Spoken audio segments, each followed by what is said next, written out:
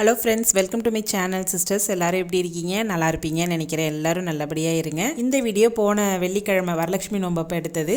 அன்னைக்கு எப்பயுமே வரலட்சுமி விரதம் வந்து வெள்ளிக்கிழமையில தான் வரும். அன்னைக்கு கூடுதலாக பௌர்ணமியும் சேர்ந்தது. ரொம்ப விசேஷமாக இருந்தது எனக்கு. இப்போ தான் நம்ம விடிய காலம் எந்திரிச்சு பழகிட்டோம் இல்லையா, அதனால் அன்னைக்கு 4 மணிக்கு எந்திரிக்கிறதுங்கிறது எனக்கு பெருசாக தெரியல. காலையிலே எந்திரிச்சு நல்லா வாசல்லாம் க்ளீன் பண்ணிவிட்டு நல்லா சூப்பராக கோலம் போட்டாச்சு.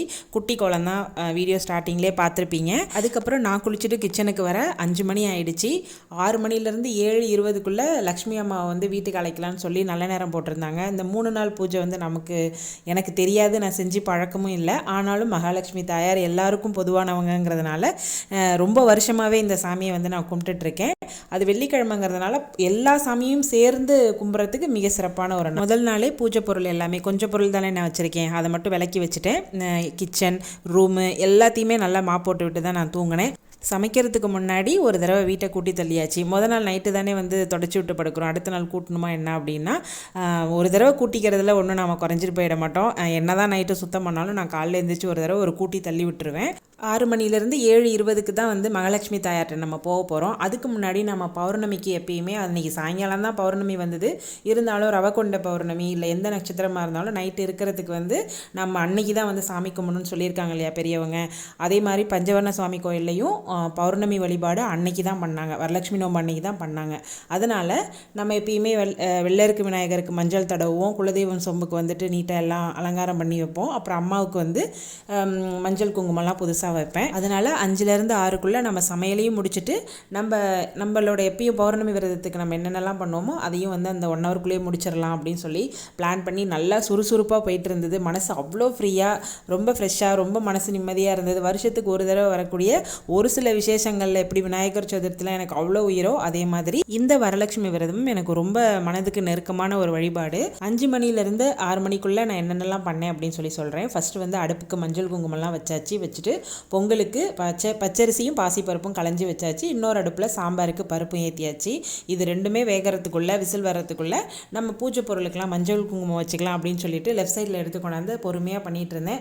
அதுக்கடையில் பருப்பு ஊற்றுறது, புளி ஊற்றுறது, அப்புறம் சாம்பாரை கம்ப்ளீட் பண்ணுறது, அப்புறம் சக்கரை பொங்கலுக்கு அந்த பக்கம் பாருங்கள் பாகு கொதிச்சுட்டு இருக்கா, அதை எடுத்து அரிசி பருப்பில் ஊற்றுறேன். அன்றைக்கி சக்கரை பொங்கல் உண்மையிலேயே அவ்வளோ டேஸ்ட்டாக இருந்தது. சாம்பாரும் சூப்பர், ரொம்ப ஐட்டம் நிறைய ஏற்றிக்கல. ஏன் அப்படின்னா, இப்போ எப்படி சொல்கிறது, இதை சொன்னால் தப்பாக கூட ஆகும், சாப்பிட்றதுக்கு ஆள் இல்லை. நம்ம நிறைய வெரைட்டியாக பண்ணி போன தடவை ஆடி 3வது வெள்ளிக்கிழமை அவ்வளோ ஐட்டம் பண்ணி நான் சூடு பண்ணி அடுத்த நாள் ஃபுல்லாக நான் தான் சாப்பிட்டு முடித்தேன். அதனால் சிம்பிளாக ஒரு சாதம், சாம்பார், ஒரு பொரியல், அப்புறம் சக்கரை பொங்கல், பருப்பு பாயசம், இது மட்டுமே தான். வடை பாயசம் எதுவுமே பண்ணல. ஏன் அப்படின்னா, எனக்கு காலையிலே இங்கே 7:20க்குள்ளே அம்மாவை வந்து கொண்டாந்து வச்சு சாமி கும்பிட்டுட்டு எனக்கு வெக்காளியம்மன் கோயிலுக்கும் பஞ்சவர்ண சுவாமி கோயிலுக்கும் போகணும்னு அவ்வளோ ஆசை. ரொம்ப நாளாகிடுச்சு பௌர்ணமி பூஜையில் கலந்துக்கிட்டு. அன்னைக்கு உறையூர் பஞ்சவர்ண சுவாமி கோயிலில் பஞ்சபிரகார பெருவிழா அப்படின்னு சொல்லிட்டு உதங்க மகரிஷியால் தான் அந்த 5 கலரில் நம்ம சிவன் பெருமான் வந்து காட்சி கொடுத்து அங்கே வந்து இருந்தாங்க. அந்த நாள் அன்னைக்கு காட்சி கொடுத்த நாள் அன்னைக்கு ஆடி பௌர்ணமி. அதனால் அன்றைக்கி ரொம்ப விசேஷம். சாயங்காலம் வரைக்குமே நான் அங்கே தான் இருந்தேன். நான் போக போக உங்களுக்கு நான் இப்போ சொல்கிறேன், டைம் இருந்ததுன்னா. என்ன தான் நிதானமாக எந்திரிச்சு பொறுமையாக செய்யணும் அப்படின்னு சொல்லி ஆண்டாண்டு காலமாக நம்ம யோசித்து வச்சாலுமே இந்த மாதிரி நாட்களில் பரபரப்புக்கு வந்து பஞ்சமே இருக்க மாட்டேங்குது. ஒரே ஓட்டமும் நடையுமாக தான் நடந்துட்டு இருந்தேன். அதில் துளி கூட நமக்கு வந்து உடம்பு டயர்டாகாதுப்பா, அவ்வளோ சந்தோஷமாக இருக்கும். அவ்வளவுதான். அழகாக வந்து விநாயகருக்கு, குலதெய்வத்துக்கும், அம்மாவுக்கும் அலங்காரம் பண்ணி மஞ்சள் குங்குமம்லாம் வச்சாச்சு. இது எப்பயுமே பௌர்ணமிக்கு நம்ம செய்கிற வழிபாடு தான். கூடுதலாக நம்ம இப்போ மகாலட்சுமி தாயாரை ரெடி பண்ணணும். அதுக்கு 6 to 7:30 டைம் சொல்லியிருக்கிறதுனால இடையில சமையல் வேலை, இடையில சாமிக்கு மற்ற சாமிகளுக்கெல்லாம் பூ வைக்கிறது, அது மாதிரி மற்ற வேலைகளெல்லாம் செஞ்சுட்டு இருந்தேன். உண்மையாக சொல்லணும் அப்படின்னா, பெண்கள்ங்கிறவங்க மாபெரும் சக்தி. நீ வீட்டில் தானே இருக்க அப்படின்னு சொல்லிட்டு ஒரு சின்ன வார்த்தைக்குள்ளே அடக்கிடுறாங்க அப்படின்னு நமக்கு எப்பயுமே ஒரு ஆதங்கம் இருக்கும். ஆனாலும் நம்மளை நாமே பெருமைப்படுத்திக்கிட்டு நம்மளை நாமே புகழ்ந்துக்கலாம். சுமதி அக்கா சொல்கிற மாதிரி செல்ஃப் லவ் பண்ண அப்படின்னு சொல்லுவாங்க. நம்மளை நாமளே வந்து விரும்பலை, நம்மளை நாமளே நேசிக்கலை, நம்மளை நாமே பார்த்துக்கல அப்படின்னா வேற யார் பார்த்துக்குவா அப்படின்னு சொல்லிட்டு அக்கா சொல்லுவாங்க. அதே மாதிரி இந்த மாதிரி சூழ்நிலைகளெல்லாம் நிதானமாக உட்காந்து நம்மளை நாமே பாராட்டிக்குவோம். பேசுவோம். ஏன் அப்படின்னா இன்றைக்கி நம்ம ஓடுற ஓட்டம் ஒரு விசேஷம் அப்படின்னா பெண்களாக தனிப்பட்ட முறையில் ஓடி அந்த பொருள் பூஜை பொருள் வாங்குறதாகட்டும், என்ன செய்யலாம் அப்படிங்கிறத வந்து யோசிக்கிறதாகட்டும், வீடை க்ளீன் பண்ணணும், அதுக்கு தகுந்த மாதிரி உள்ளுக்குள்ளே பெட்ஷீட் கவர் அது இதெல்லாம் துவைக்கிற மாதிரி இருந்ததுன்னா அதையும் துவைச்சி போட்டு வீட்டை க்ளீன் பண்ணி, அது ஒரு ஒர்க்கிங் டேவாக இருந்தால் சொல்லவே வேணாம். பசங்களுக்கு காலைல சாப்பாடு கொடுக்கணும், சாப்பாடு கட்டணும், அந்த குறிப்பிட்ட நேரத்துக்குள்ளே நம்ம இதையும் முடிக்கணும். அது மாதிரி முதல் நாள்லேருந்தே நான் பூஜை பொருள்லாம் வாங்கிட்டு வந்து ரொம்ப பெரிய அளவுலலாம் இருக்காது. நீங்கள் வேணால் கவனிச்சு பாருங்கள். தேங்காய், வெத்தலைப்பாக்கு, வாழைப்பழம் இவ்வளவு தான். இதுலேயும் தேங்காய் உடைச்ச வீடியோ வந்து இதில் ஆட் பண்ண முடியல, எப்படியோ டெலீட் ஆகிடுச்சு. அப்புறம் சாதம், ஒரு சக்கரை பொங்கல், சாதம் சாம்பார் பொரியல், ஒரு சக்கரை பொங்கல் இவ்வளவு தான். இருந்தாலும் அதுக்கு நான் வந்து போய் வாங்கினதாகட்டும், இல்லை வந்து அதுக்காக அலைச்சல் கொஞ்சம் அதிகம். ஏன் எப்பயுமே அவர் தான் வாங்கி கொடுப்பார் அப்படின்னாலும் அவருக்கு டியூட்டி அந்த நேரத்தில் வந்து ரொம்ப ப்ரெஷராக இருந்தது.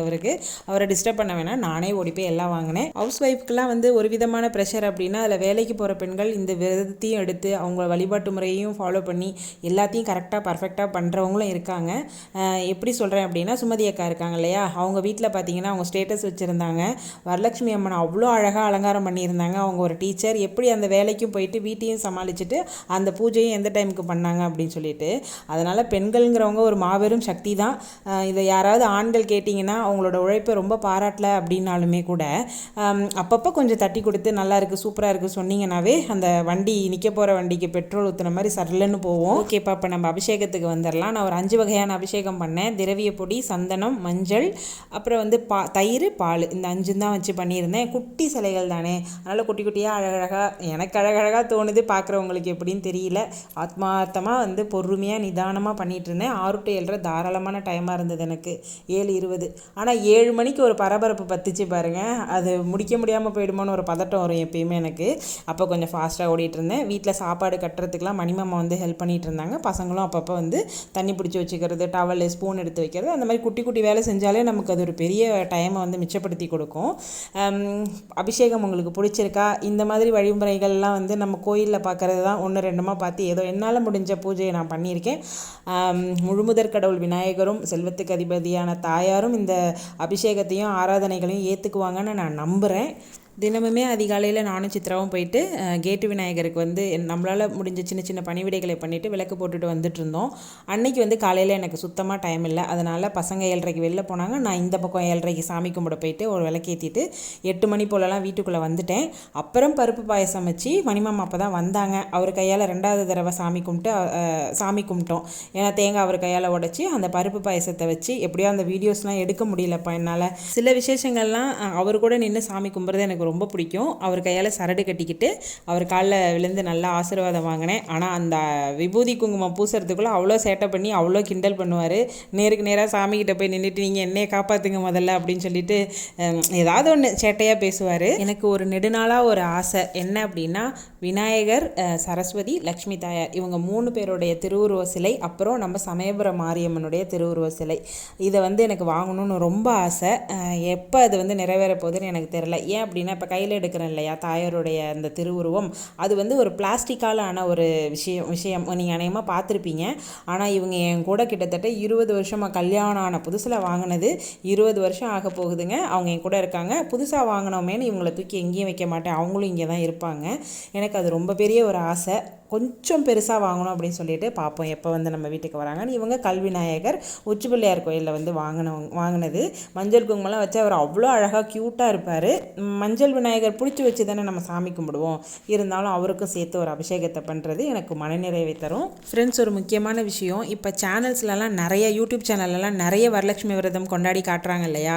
இப்போ அந்த வழக்கம் இல்லாதவங்க திடீர்னு நாம் அதை செய்யலாம், நாமளும் செஞ்சு பார்ப்போம் அப்படின்னு தோணுச்சுன்னா தைரியமாக எடுத்து செஞ்சுருங்க டக்குன்னு. ஆனால் செஞ்சதுக்கு அப்புறமேட்டுக்கு இந்த மாதிரி ஏதாவது கொஞ்சம் கஷ்டப்படுற காலகட்டங்கள் வந்தது அப்படின்னா இதனால தானோ அப்படின்னு சொல்லி சாமியை குறை சொல்லாதீங்க. வழியாக முகப்பு வச்சு சாமி கும்பிட்ற வழக்கம் இருந்தால் செய்யுங்க.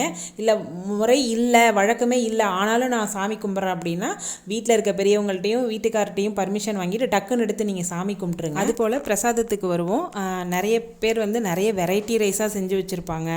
சில பேர் வந்து சாதம், சாம்பார், வடை, பாயசம், ஒரு 2-3 வகை பொரியலோடு பண்ணியிருப்பாங்க. ஆனால் நம்மளால் அதை பண்ண முடியலேன்னு நீங்கள் வருத்தப்படக்கூடாது. நம்ம வீட்டில் அன்றைக்கி என்ன சமைக்கிறோமோ அதை வந்து எச்சல் படாமல் முதல்ல சமைச்ச உடனே சுட சுட கொண்டாந்து சாமிக்கிட்ட வச்சு நீர் சுற்றி அவங்களுக்கு வந்து சமர்ப்பணம் பண்ணிட்டாவே போதுமானது. ஒரு இட்லியாக இருந்தால் கூட போதும்.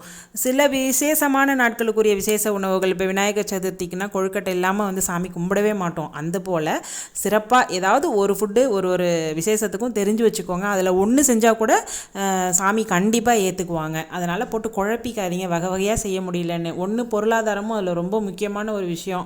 ரெண்டாவது வந்து வீட்டில் இருக்கிற ஆட்களோட எண்ணிக்கையை பொறுத்து அவங்க என்னென்னலாம் சாப்பிடுவாங்கங்கிறத பொறுத்தும் தான் நம்ம வந்து சமைக்கிறோம். அதை கண்டிப்பாக எல்லாரும் ஒத்துக்கிட்டே தான். அதனால் இருப்பதை கொண்டு சிறப்புடன் வாழ்வோம் அப்படிங்கிற மாதிரி இருக்கிறத வச்சு நல்ல நிறைவாக சாமி கும்பிடுங்க. எந்த விசேஷத்துக்கும் மனக்குழப்பம் அடையாதீங்க. விருப்பம்னா எடுத்து சாமி கும்பிட்றதுல தவறே கிடையாது.